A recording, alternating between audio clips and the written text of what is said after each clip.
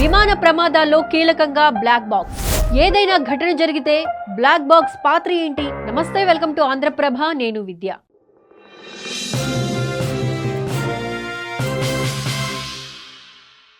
ఏదైనా విమాన ప్రమాదం జరిగితే అందరి దృష్టి బ్లాక్ బాక్స్ పైనే ఉంటుంది. ఈ యాక్సిడెంట్స్ లో రెస్క్యూ ఆపరేషన్ పూర్తి కాగానే బ్లాక్ బాక్స్ ను వెతికే పనిలో పడతారు అధికారులు. ఫ్లైట్ ప్రమాదాల్లో బ్లాక్ బాక్స్ అనేది చాలా కీలకం. అయితే అసలు ఈ బ్లాక్ బాక్స్ అంటే ఏంటి? అందులో ఏముంటుంది? దీని ద్వారా ప్రమాదానికి గల కారణాలు ఏ విధంగా తెలుసుకుంటారనేది ఇప్పుడు చూద్దాం.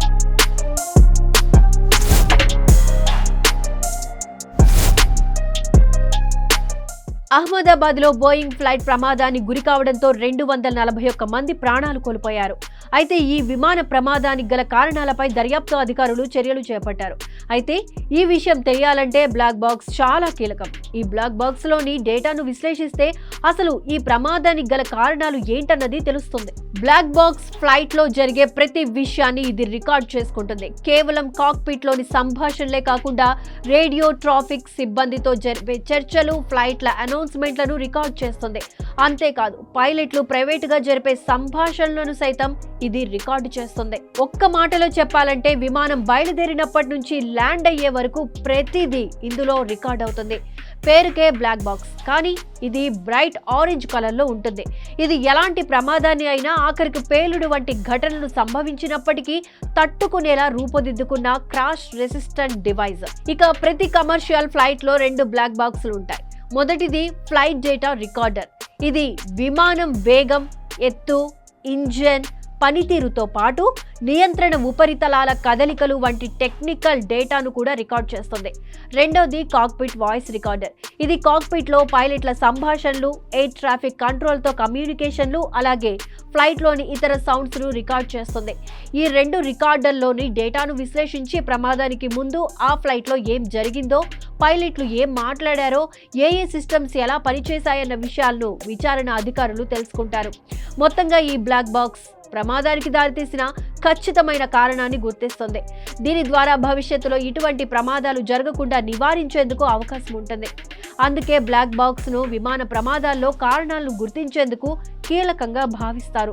ఏదైనా విమాన ప్రమాదం జరిగిన తర్వాత ముందుగా అధికారులు రెస్క్యూ చేపడతారు. అది పూర్తయిన వెంటనే బ్లాక్ బాక్స్ ను వెలికి తీస్తారు.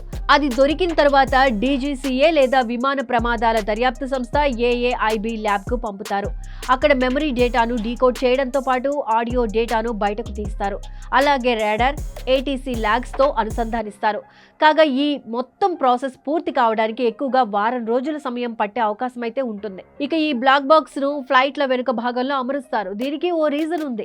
ఇక్కడ అమర్చడం సురక్షితమని విమానయాన నిపుణుల అభిప్రాయం. అంతేకాదు, ఎలాంటి ప్రతికూల వాతావరణాన్ని అయినా తట్టుకునేలా దృఢంగా బ్లాక్ బాక్స్ డిజైన్ ఉంటుంది.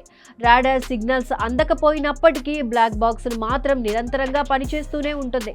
ఒకవేళ అనుకోని పరిస్థితుల్లో విమానం క్రాష్ అయినప్పటికీ వెనుక భాగం పెద్దగా ధ్వంసం కాదు. అందుకే బ్లాక్ బాక్స్ ను వెనుక వైపు అమరుస్తారని తెలుస్తోంది. అంతేకాదు, ప్రతి విమానంలో బ్లాక్ బాక్స్ ఉండాలని విమానయాన రంగంలో ఒక చట్టంగా రూపొందించారు. ప్రమాదం జరిగిన సమయంలో కారణాలు సులభంగా తెలుసుకోవడానికి దీన్ని ప్రతి ఫ్లైట్ లో అమర్చడం తప్పనిసరి చేసింది విమానయాన రంగం. కాగా గతంలో జరిగిన పలు విమానాల ప్రమాదాలకు కారణాలు కూడా ఈ బ్లాక్ బాక్సుల ద్వారానే తెలిసాయి. 2015లో జరిగిన జర్మన్ వింగ్స్ విమాన ప్రమాదం, 2020లో జరిగిన కోజికోడ్ విమాన ప్రమాదం, అలాగే మలేషియా ఎయిర్లైన్స్ విమాన ప్రమాద కేసుల్లో బ్లాక్ బాక్స్ కీలక ఆధారంగా మారింది. సాక్ష్యాలు లేకుండా జరిగిన ప్రమాదాల్లో వివరాలు ఈ బ్లాక్ బాక్స్ ద్వారానే వెలుగులోకి వచ్చాయి.